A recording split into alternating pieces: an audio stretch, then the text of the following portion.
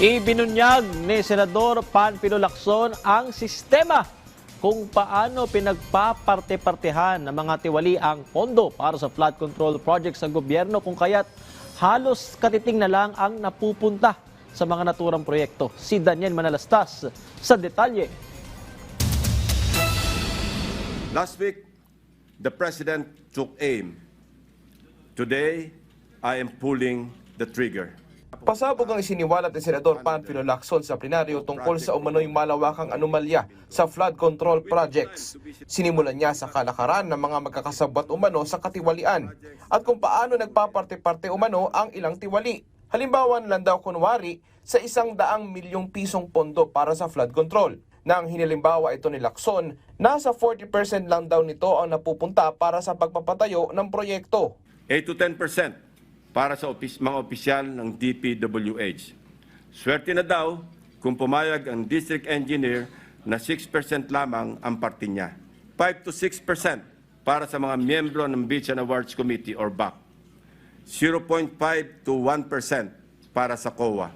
Passing through or parking fee na aabot sa katumbas na 5 to 6% ng pondo. 20 to 25% ang karaniwang napupunta sa funder o project proponent na politiko.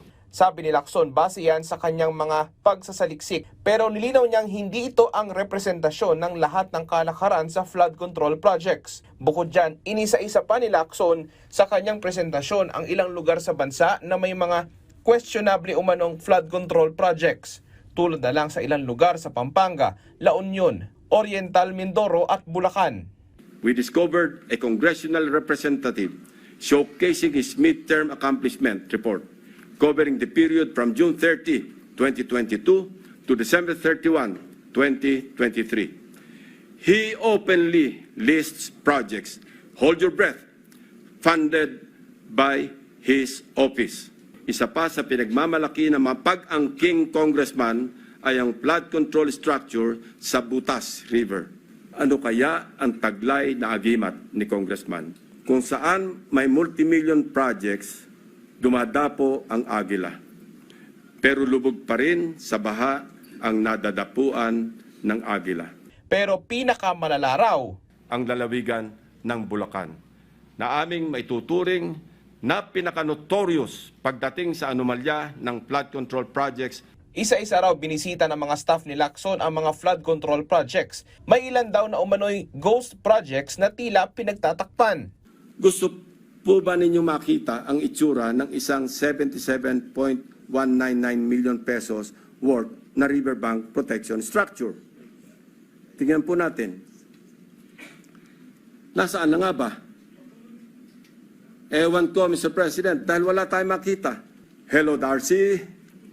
Ang Ana, nasaan ng flood control? Napansin din ng senador ang pare-pareho umanong pattern ng proyekto sa ilang flood control projects.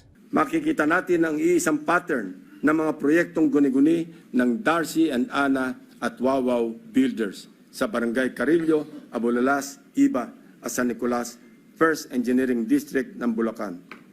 Pare-parehong contract price, 77.199 million pesos.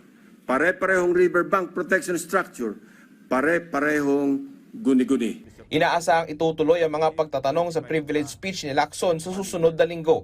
Nagpaabot naman ng suporta ang kanyang mga kapwa senador. Daniel Manalastas para sa Pambansang TV sa Bagong Pilipinas.